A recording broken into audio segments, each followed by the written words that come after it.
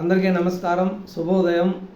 ఈరోజు ప్రధాన దినపత్రికలను వార్తలుగా విశ్లేషించినట్లయితే ఈనాడు దినపత్రికలో ఉగ్రవాదం కొనసాగితే పాక్ అంతు చూస్తాం, ఆపరేషన్ సింధూర్తో లక్ష్మణ రేఖ గీశాం, ఇక ఉగ్రదాడులకు జవాబు పక్కాగా ఉంటుంది, మన సైనిక స్థావరాలను ఏమీ చేయలేకపోయారు, భారత్ శాంతి కాముక దేశం, ప్రజలపై దాడి చేస్తే ఎలా స్పందించాలో తెలుసు, ప్రధాని నరేంద్ర మోడీ స్పష్టీకరణ, అదంపూర్ ఎయిర్ బేస్ ఆకస్మిక సందర్శన.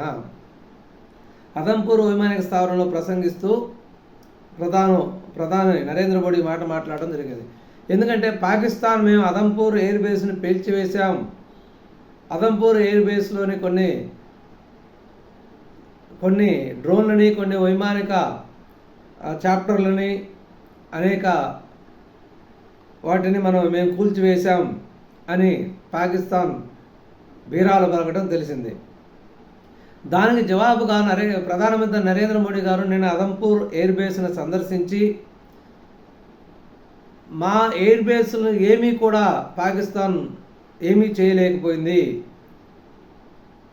ఈ ఆపరేషన్ సింధూర్తో లక్ష్మణ రేఖ గీశాం, ఉగ్రవాదులకి పక్కాగా జవాబు చెప్తాం, చాలా కఠినంగా జవాబు చెప్తాం, మన సైనిక స్థావరాలను వాళ్ళు ఏమీ చేయలేకపోయారు, కానీ ఏమో చేసినామని ప్రగల్భాలు పలుకుతున్నారు, మేము శాంతి కాముక దేశం భారత్, ప్రజలపై దాడి చేస్తే ఎలా స్పందించాలో మాకు తెలుసు అని ఒక రకంగా పాకిస్తాన్తో పాటుగా ప్రపంచ దేశాలన్నిటికీ కూడా ఖచ్చితమైన సందేశాన్ని ఇవ్వగలిగారు. స్వర్ణాంధ్ర సాధనకు సంకల్పం 21, 22, 23 తేదీల్లో అధికారులు పల్లె బాట. సివిల్ సర్వీస్ అధికారులతో పాటు శాఖాధిపతులు 2 రాత్రులు 3 పగళ్ళు అక్కడే అందరితో మాట్లాడతారు, సాధక బాధలు వింటారు. ఐఏఎస్, ఐపీఎస్, ఐఎఫ్ఎస్ అధికారులతో పాటు శాఖ అధిపతులు ఈ నెల 21, 22, 23 తేదీలు పల్లె బాట పడుతున్నారు. స్థానిక సచివాలయంలో కానీ, అంగన్వాడీ కేంద్రము లేదా పాఠశాలలో కానీ ఉండి ప్రజల యొక్క సాధక బాధలన్నీ తెలుసుకొని వాటిని ఎలా సాల్వ్ చేయాలో ప్రణాళిక రచిస్తారు. సివిల్ సర్వీస్ అధికారులంతా కూడా పల్లె నిద్ర చేయాలన్న ముఖ్యమంత్రి చంద్రబాబు ఆదేశాలకు అనుగుణంగా ఈ ప్రణాళికా శాఖ ఈ మేరకు కార్యాచరణ సిద్ధం చేస్తుంది. ఈ కార్యక్రమానికి స్వర్ణాంధ్ర సంకల్పం అనే పేరు పెట్టారు. ఇది ఒక రకంగా మంచిదే, ఎందుకంటే శాఖాధిపతులు, ఐఏఎస్, ఐపీఎస్లు పైన ఉండే తీసుకునే నిర్ణయాలు, పైనుంచి ఇచ్చే ఆదేశాలు కొన్ని గ్రౌండ్ లెవెల్లో ఇబ్బందులు కూడా వస్తున్నాయి. ఈ ఇబ్బందులన్నీ తెలుసుకోవడానికి కూడా వాళ్ళకి ఇది ఒక అవకాశం. ముఖ్యమంత్రి ఆదేశాలతో ప్రణాళిక శాఖ ఒక ప్రణాళికను తయారు చేసింది. దాని ప్రకారం 21, 22, 23 తేదీల్లో అధికారులు అందరూ కూడా పల్లె నిద్ర చేయడానికి సన్నిద్ధమవుతున్నట్టు తెలుస్తున్నది. ఈ పల్లెలకు వెళ్ళే అధికారుల్లో ఎటువంటి రాజకీయ జోక్యం ఉండదు. రాజకీయ నేతలందరూ కూడా ఈ కార్యక్రమానికి దూరంగా ఉండాలి, రాజకీయ జోక్యానికి తావు లేకుండా ఈ కార్యక్రమం సాగాలి అని చెప్పి ముఖ్యమంత్రి గారు ఆదేశించడం జరిగింది. ఇది ఆ పల్లెలో సచివాలయంలో కానీ, హై స్కూల్స్లో కానీ, ప్రాథమిక పాఠశాలలో కానీ, లేదా పంచాయతీ కార్యాలయాల్లో కానీ వీళ్ళు నిద్రించేటటువంటి అవకాశం కూడా ఉంది. 2 రాత్రులు 3 పగళ్ళు అక్కడే ఉంటారు అధికారులు. స్థానికంగా ప్రభుత్వ సేవలు అందే ప్రతి చోటుకు వెళతారు. తొలుత గ్రామ, వార్డు సచివాలయానికి వెళ్ళి అక్కడ సిబ్బందితో మమేకం అవుతారు. సచివాలయంలో ఎంతమంది ఉంటారు, ఏం బాధ్యతలు చూస్తున్నారు, పని ఒత్తిడి ఏమైనా ఉందా అని వారితో మాట్లాడతారు. వారి సమస్యలు తెలుసుకొని గ్రామస్తులతో దీర్ఘకాల సమస్యలు ఏంటి, ఎలాంటి అర్జీలు వస్తున్నాయి, పరిష్కారం అవుతున్నాయా లేదా తదితర అంశాలను వారి నుంచి తీసుకుంటారు. తర్వాత 3 రోజుల స్వర్ణాంధ్ర కల్పనలో భాగంగా అధికారులు గ్రామంలో పాఠశాల, ప్రభుత్వ ఆరోగ్య ఉప కేంద్రం, రైతు సేవా కేంద్రం, అంగన్వాడీ, రేషన్ దుకాణం, పశు వైద్యశాలకు అన్నీ కూడా వెళ్తారు. అక్కడ ఏర్పాట్లు, ఇబ్బందులు, అన్ని సౌకర్యాలు ప్రజలకు అందుతున్నాయా లేవా అనేది తెలియజేసుకుంటారు. అంటే సచివాలయం కానీ, రైతు సేవా కేంద్రం కానీ, ఊళ్ళో ఉండే డీలర్షిప్ అంటే రేషన్ షాపు కేంద్రాలు కానీ, అంగన్వాడీ కేంద్రాలు కానీ ఇవన్నీ కూడా సందర్శించి ఈ ప్రజలకు వీళ్ళు సేవ చేస్తున్నారా లేదా అనేది కూడా తెలుసుకునే అవకాశం ఉంది. తర్వాత పాఠశాలల్లో విద్యాబోధన, మధ్యాహ్న భోజనం, తాగునీరు, వసతి సౌకర్యాలు సంబంధించి విద్యార్థులతో కూడా మాట్లాడతారు. రైతులతో మాట్లాడి గ్రామంలో పండించే పంటలు, చీడపీడలు రైతులతో మాట్లాడి మీ గ్రామంలో ఏమేమి పంటలు పండిస్తారో, మీకు ప్రభుత్వం నుంచి ఏ సౌకర్యాలు అందుతున్నాయి, ఆ పంటలకు వచ్చేటటువంటి వ్యాధులు ఏంటి, చీడపీడలు ఏంటి, మీకు అదేవిధంగా వాటికి సలహాలు సూచనలు అన్నీ ఇవ్వటమే కాకుండా పంటలకు మద్దతు ధరలు ఎలా వస్తుందనేది కూడా ఆరా తీయటం జరుగుతుంది. రేషన్ దుకాణాలు, వాహనాలు పనితీరు, నిత్యావసరాల పంపిణీపై కూడా వివరాల సేకరణ.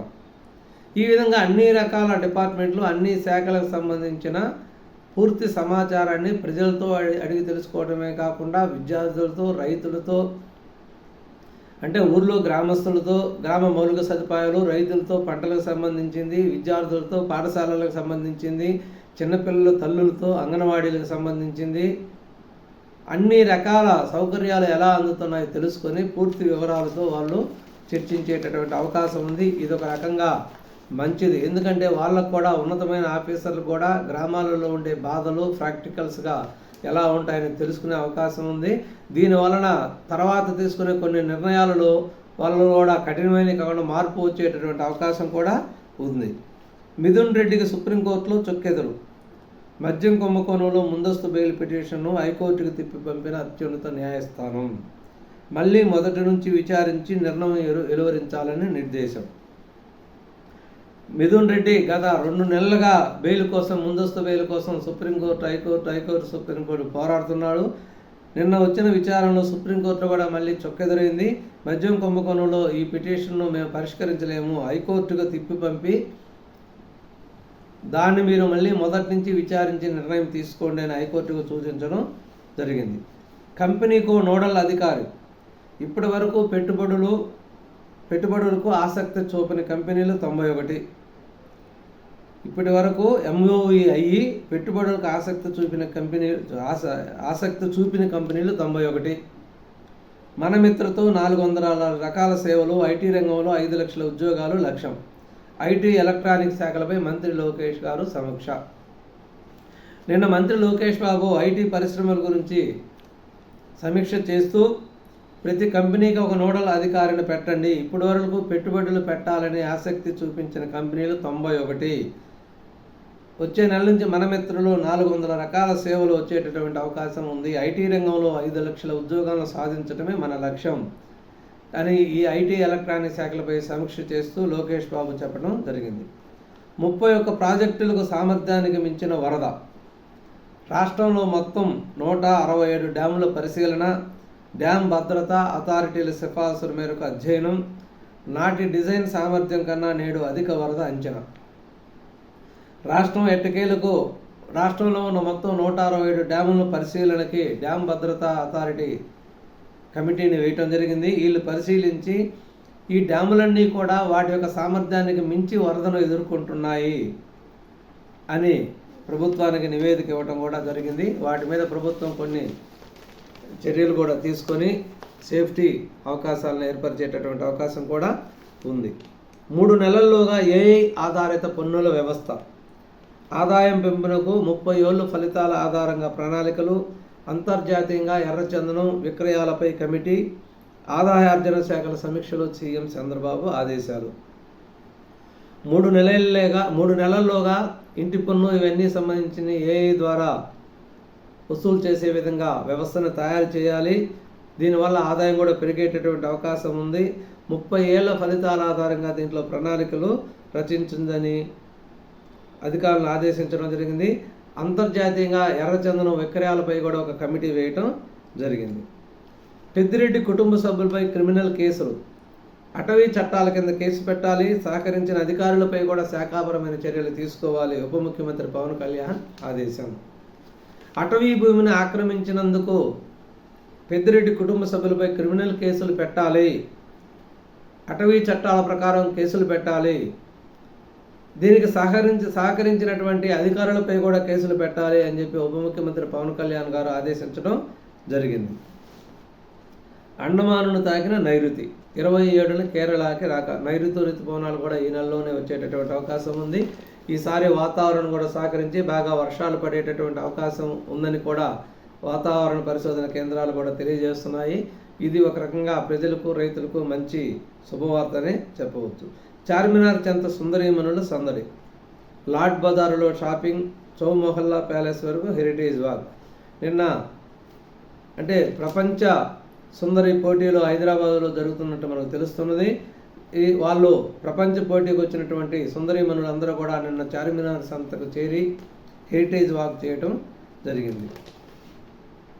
ఇక ఏ ప్రభుత్వం పదవి చేపట్టను, జస్టిస్ సంజీవ్ ఖన్నా స్పష్టీకరణ. ప్రజల విశ్వాసాన్ని పొందేందుకు కష్టించి పనిచేయడమే మార్గమని ఉద్బోధ. పదవీ విరమణ చేసిన CJA. సుప్రీంకోర్టు చీఫ్ జస్టిస్గా ఉన్నటువంటి సంజీవ్ ఖన్నా నిన్న పదవీ విరమణ చేయడం జరిగింది.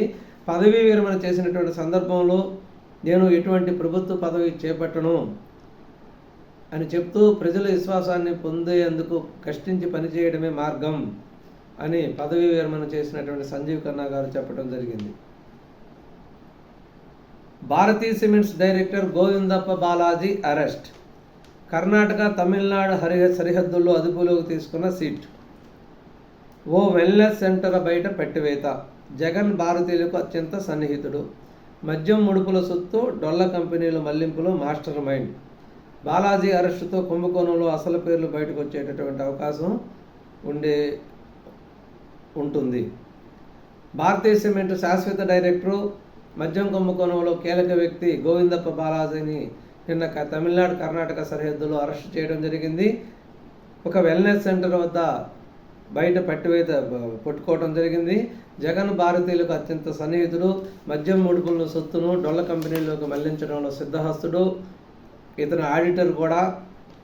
అంటే అప్పుడేమో విజయసాయిరెడ్డి ఆడిటర్గా ఉండి అన్ని కంపెనీలను కొల్లగొట్టి జగన్కు సహాయం చేయడం జరిగింది. ఇప్పుడు ఇతను డైరెక్టర్గా ఉంటూ కూడా వీళ్ళిద్దరికి సన్నిహితంగా ఉంటూ ఈ వచ్చినటువంటి డబ్బుని, మద్యం ముడుపుల్ని ఎలా మళ్లించాలో జాగ్రత్తలు చేస్తూ ఉంటాడు. ఎట్టకేలకు నిన్న సిట్టుకి దొరకడం జరిగింది. ఇతని అరెస్టుతో దీంట్లో ఉండేటటువంటి పూర్తి విషయాలు బయటకు వచ్చేట అవకాశం ఉంది. మద్యం ముడుపులో బాసులకు కూడా, అంటే ఇంతకుముందు ఉన్నటువంటి ప్రభుత్వ బాసులకు కూడా సెగ తలిగే అవకాశం ఉంది. వాళ్ళను కూడా దీంట్లో చేర్చేటటువంటి అవకాశం కూడా ఉంది. NDB పనులకు మోక్షం. వైకాపా హయాంలో పడకేసిన ప్రాజెక్టు 1244 కిలోమీటర్లకు విస్తరించింది. 71 కిలోమీటర్లే. అంటే NDA ఇంతకుముందు గత ప్రభుత్వంలో కూడా ఆంధ్రప్రదేశ్ రాష్ట్రానికి చాలా వర్కులు మంజూరు చేసింది, నిధులు మంజూరు చేసింది. కానీ వైకాపా హయాంలో పూర్తిగా ఇది పడకేసి పక్కన పెట్టారు. ఎందువల్లంటే దీనికి అడిషనల్గా ఆంధ్రప్రదేశ్ నుంచి కూడా మ్యాచింగ్ గ్రాంట్ ఇవ్వాలి. 1243 కిలోమీటర్లు కానీ విస్తరిస్తే 71 కిలోమీటర్లే వీళ్ళు పనిచేయడం జరిగింది. గాడిలో పెట్టేందుకు కూటమి ప్రభుత్వం దీంట్లో ప్రణాళిక రచించినట్లు తెలుస్తున్నది. ఇది ఈరోజు ప్రధాన దినపత్రికలోని ముఖ్యమైన వార్తలు. నమస్కారం, ధన్యవాదాలు.